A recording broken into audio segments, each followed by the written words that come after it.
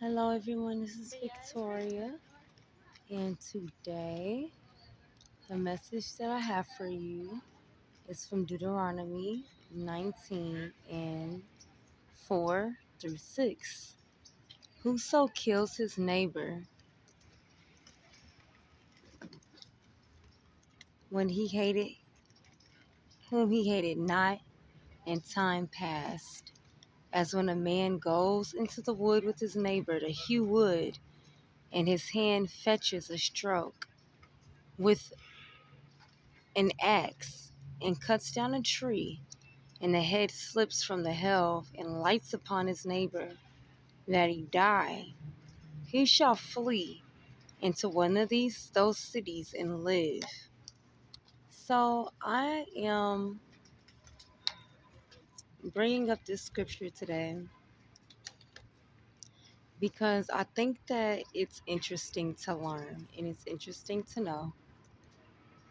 Everybody is not aware about this scripture, and it's the way that God sees murder or killing.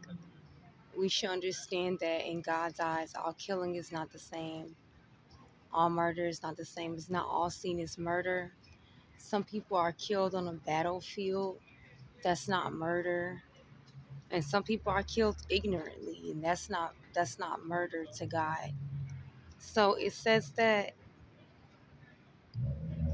this person, he killed his neighbor ignorantly. And because it says that this person killed his neighbor ignorantly, and because of that, he's not worthy of death. So it's not justice in God's eyes to reward with death all that murder or all that are. And it's worthy to note that there are different types of killing. And a way that we understand that is the way that God typifies it, the way that God separates it. So one of the ways that God decides that, oh, this person has murdered or not, is whether this person actually hated the other person that they killed. If they did not hate them in time past, God doesn't call it murder. Okay? Today, this is what we call a motive. So in our law today, we can see this biblical principle and played out. We can see it's a biblical principle, and it's usually called a motive. Like, what was their motive that they had? But God, he would look at it like, okay, if this person did not hate the other person that they killed in time past, then clearly it's not murder. Um, so today we call it a motive, and it's how we determine if a person is guilty today. God says that this person is not worthy of death or the death penalty because he did not hate his neighbor in time past. So this is a part of our law.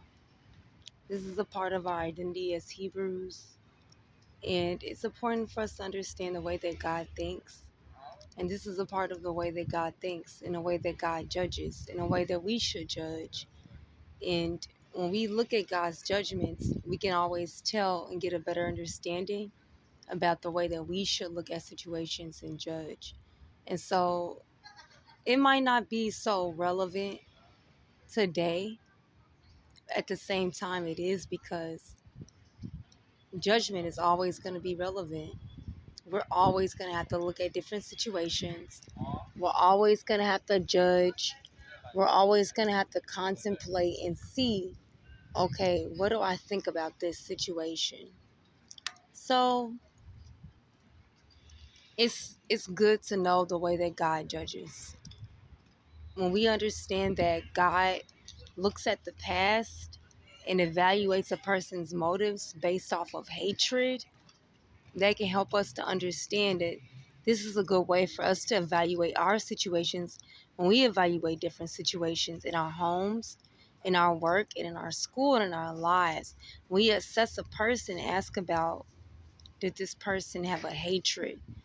Did this person have a hatred? I think that's very interesting how God really honed in on hate. Did this person hate this other person in time past? So we can assess people in our neighborhoods, in our jobs, in our places of learning, and we can assess different situations in this point of view can give us a broader understanding of the best way to go forward. Did this person have a hatred toward me? Or did this person have a hatred toward that person that would give them a motive to do something wrong? So that can lead us to how to handle a situation. Once again, it's Deuteronomy 19:4-6.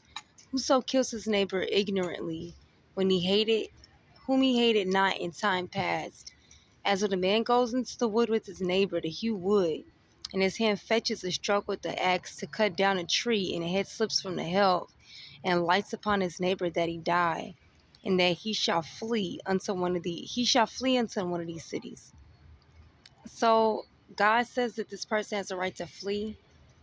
They're not guilty in that type of way, and I think that that's worth adding to our vocabulary, our mental vocabulary. So my friends, that's what I'll be teaching today. God bless you.